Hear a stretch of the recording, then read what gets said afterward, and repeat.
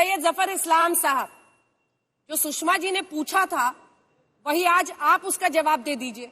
बहुत सारे आंकड़े आप भी हैं जो हमारे दर्शकों को बताएंगे, हमने ये कर लिया वो कर लिया, लेकिन सवाल ये है कि क्या मिला गरीब व्यक्ति को जिसने अपनी आमदनी सब कुछ खोया कोरोना की इस महामारी के, उस व्यक्ति तक पहुंचने का कुछ साधन आप इस बजट के जरिए बना पाएंगे या नहीं, इसका जवाब दीजिए।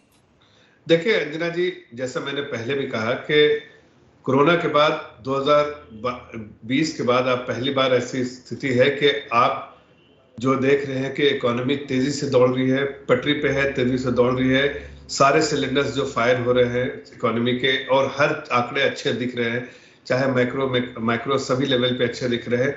जाहिर है जो कोरोना के समय कुछ लोगों को तकलीफ हुई है और इसको हम इग्नोर भी नहीं करते हैं कि जाहिर है उसको हुई है, और सरकार उनके बारे में चिंता कर रही है। आत्मनिर्भर पैकेज द्वारा बहुत सारे हमने उसको चीजों को एड्रेस भी किया है, और इस बजट पे भी मुझे उम्मीद है कि ऐसे सभी वर्गों का ध्यान रखा गया है जो जाहिर है कोरोना से कहीं ना कहीं उनको नुकसान हुआ है।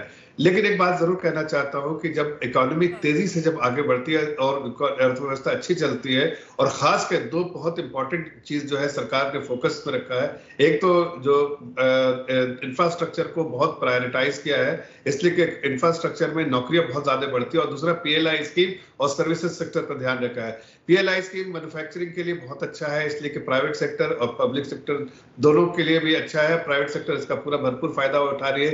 क्रेडिट ग्रोथ अगर आप देखिए, इसी को ध्यान में रखते हुए देखते हैं तो क्रेडिट ग्रोथ जो है वो बढ़ा है, 9% से ऊपर आ गया है, और जो कैपेसिटी यूटिलाइजेशन है वो भी 70% के आसपास आ गया। मतलब आगे आने वाले दिनों में प्राइवेट इन्वेस्टमेंट कैपेक्स जैसे शुरू होगा, सरकार तो कैपेक्स कर रही है, उससे नौकरियां तेजी से और बढ़ती जाएंगी, white collar job, blue collar job. और खास के एक और चीज कहना चाहता हूँ, गति शक्ति जो इनिशिएटिव है सरकार की, सांसद जी का ये अच्छी चीज है कि बैंकर रह चुके हैं, तो जब जब वित्त मामलों का कुछ भी होता है तो पार्टी इनको फील्ड करती है, मैदान पर उतारती है।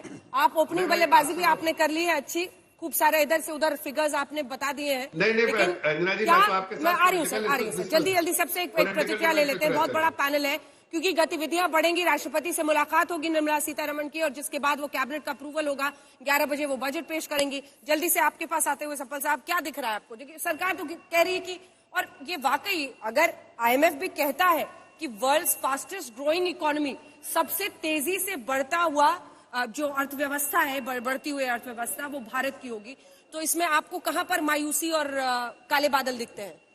नहीं, इसमें इस बार हमारी मायूसी का सवाल नहीं है। आपने अपनी ओपनिंग स्टेटमेंट में स्पष्ट बोला कि भाई इस समय रोजगार का इशू है, इस समय महंगाई का इशू है, इनकम डिस्पैरिटी की बात की अभी, उसका इशू है, तो इश्यूज तो सामने हैं।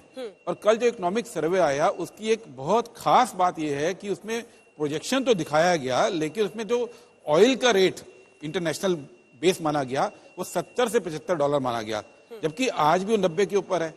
आप देखिए कि 19-20 के अंदर ऑयल इंपोर्ट का जो बिल था वो $40 बिलियन था, इस साल बढ़कर 110 तक पहुंचने की उम्मीद है।